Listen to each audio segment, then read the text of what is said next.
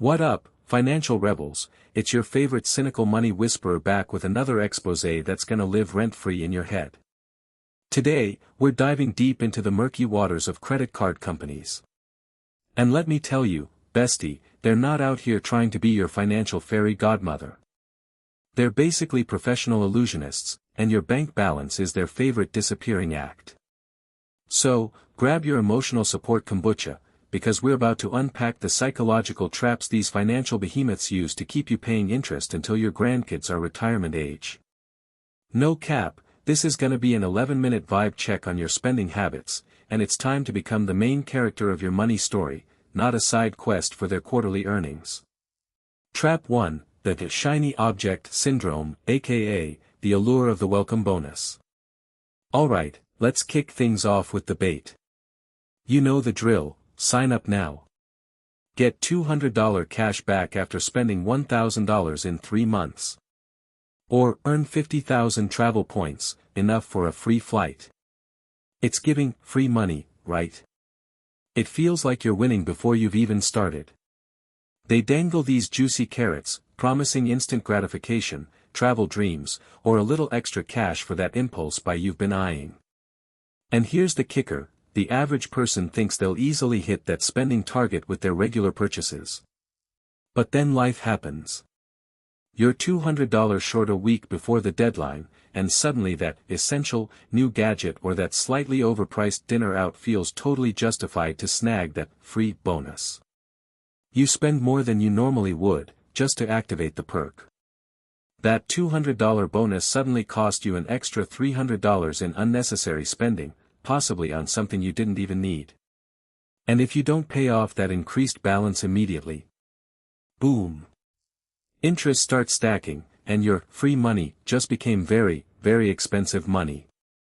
They bank on that FOMO, that feeling of missing out on the bonus if you don't hit the threshold. It's a classic scarcity tactic combined with instant gratification, preying on our natural desire for a good deal. It's like they know your weakness better than your ex-certified genius, if we're being honest, but also, deeply messed up. Trap 2, the minimum payment mirage, a masterclass in deception. This one is arguably their most insidious weapon. You've got a balance, say, $2,500. Your statement arrives, and bam! Minimum payment due, $35. $35. That feels totally manageable, right? Like, phew, I can handle that. I'm not in debt, just casually accumulating interest. This is where the psychological magic happens. By making the minimum payment so ridiculously low, usually around 1 to 3% of your balance plus interest, they create an illusion of affordability. Your brain goes, see? Not so bad. You've got this. But what they don't highlight in bold, flashing letters is that at a typical APR of 20%, paying just that minimum on $2,500 means you'll be paying for years. Seriously, years. You'll pay way more in interest than the original purchase price. That $2,500 purchase could end up costing you $4,000 or $5,000 by the time it's actually paid off. They actively benefit from you carrying a balance month to month. If everyone paid their balance in full, credit card companies wouldn't make a dime on interest. So, they design the system to make it easy to pay the minimum, and subtly difficult to grasp the true cost. It's giving, keep them on the hamster wheel energy.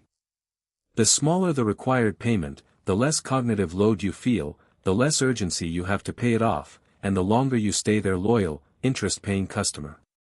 It's a psychological trick to normalize perpetual debt, making you feel financially stable while slowly, silently bleeding you dry. Trap 3, the elevated status trap, because who doesn't want to feel bougie?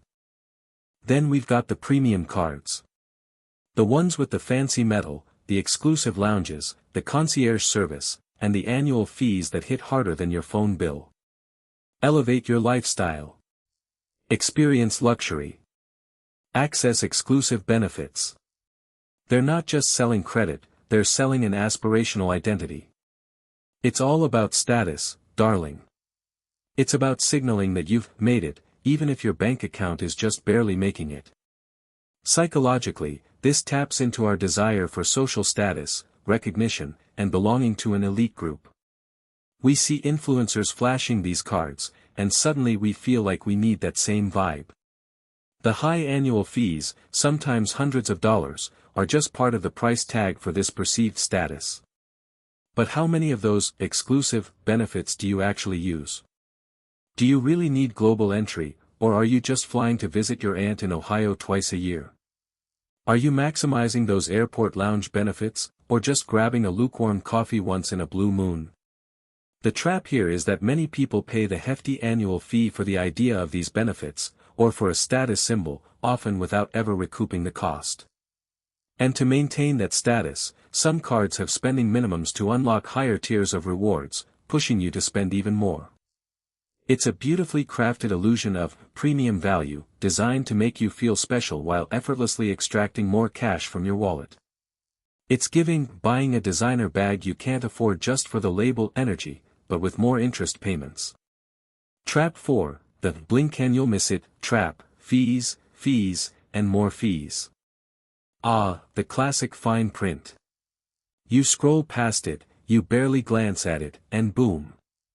You're hit with a late payment fee, an overlimit fee, a foreign transaction fee, a cash advance fee, or a balance transfer fee. These aren't just one-off charges, they're strategically placed landmines in your financial landscape. Credit card companies make a ton of money from these fees. They know most people don't read the 50-page terms and conditions document. They know life happens, and sometimes a payment gets missed by a day. They know you might accidentally go over your limit when you're not paying attention. And they are counting on it. They make these fees easily implementable, often auto-triggering, and sometimes, the only way you know about them is when they show up on your statement, already too late. Psychologically, the density of information, or lack thereof in accessible places, creates cognitive overload. We resort to heuristics, mental shortcuts, assuming that if it's important, it'll be prominent. It's not. These fees are designed to be an afterthought until they hit, creating a small, annoying penalty that chips away at your ability to pay down the principal. It's not just about profit, it's about creating friction and penalties that keep you slightly off balance, making it harder to escape the cycle. It's dead-ass predatory behavior, wrapped in legalese.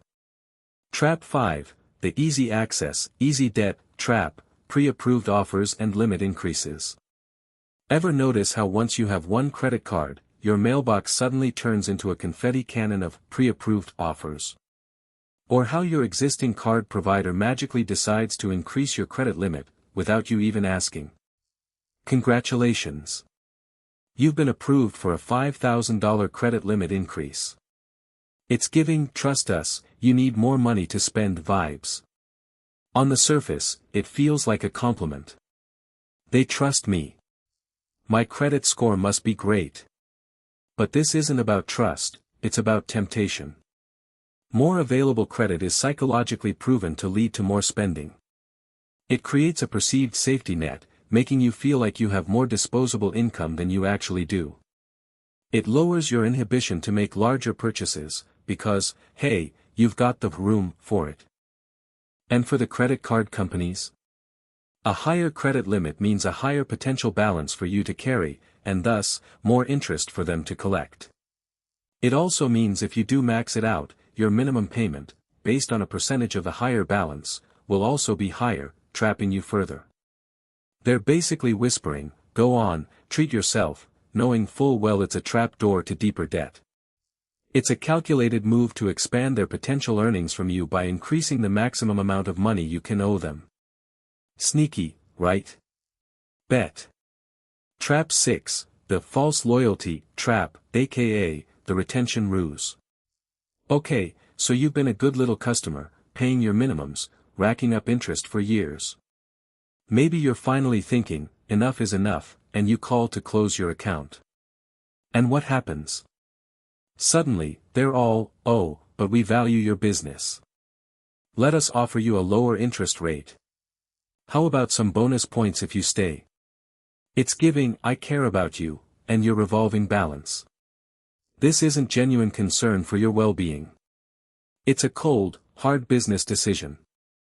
It costs credit card companies more to acquire a new customer than it does to retain an existing one, especially if that existing customer is reliably carrying a balance and paying interest.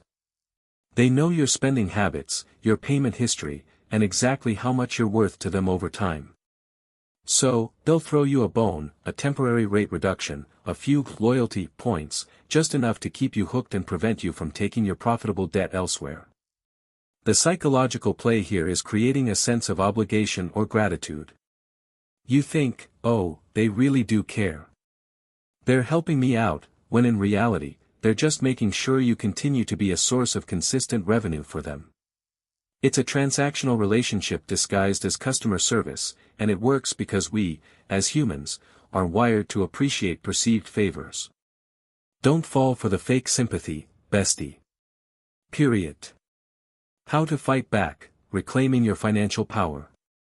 Alright, so now you know their game. The good news. Knowledge is power, and you're about to activate your main character energy and flip the script on these financial overlords. Here's how you fight back. 1. Automate full payments. This is non-negotiable. Set up automatic payments for your entire statement balance every single month. If you can't afford to pay it in full, you can't afford the purchase. Full stop. Make interest a non-factor in your life. 2. Unsubscribe from marketing crap. Seriously, hit that unsubscribe button. All those special offers, bonus points, and pre-approved mailers are designed to tempt you. Less temptation equals less overspending. 3. Read the fine print. Seriously, before you sign up for any new card, understand every fee, every APR, every penalty.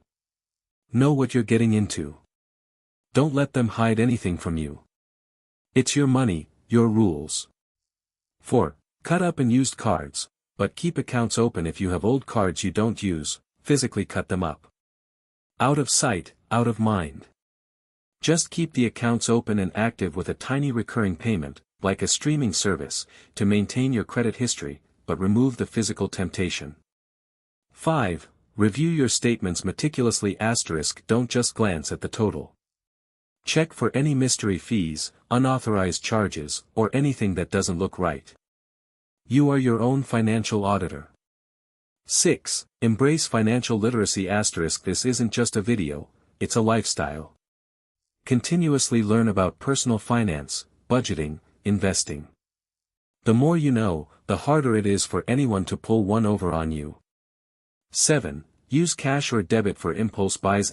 For everyday spending or anything that isn't a pre-planned, budgeted purchase, stick to cash or debit. It creates a physical barrier to overspending and makes you more conscious of where your money is going. Listen, credit cards aren't inherently evil. Used responsibly, they can be a powerful tool for building credit and even earning some legitimate rewards. But you have to understand the psychological battlefield you're on. They're betting on your human tendencies, instant gratification, fear of missing out, aspiration for status, and a little bit of laziness when it comes to reading boring documents. Don't let them win. Be smarter, be savvier, and keep that hard-earned cash in your pocket. If this video drops some truth bombs on you, smash that like button, subscribe for more real talk, and share it with a friend who needs a financial wake-up call. Let me know in the comments, what's the sneakiest credit card trap you've ever fallen for? I want to hear your stories. Stay financially empowered, fam. Peace out.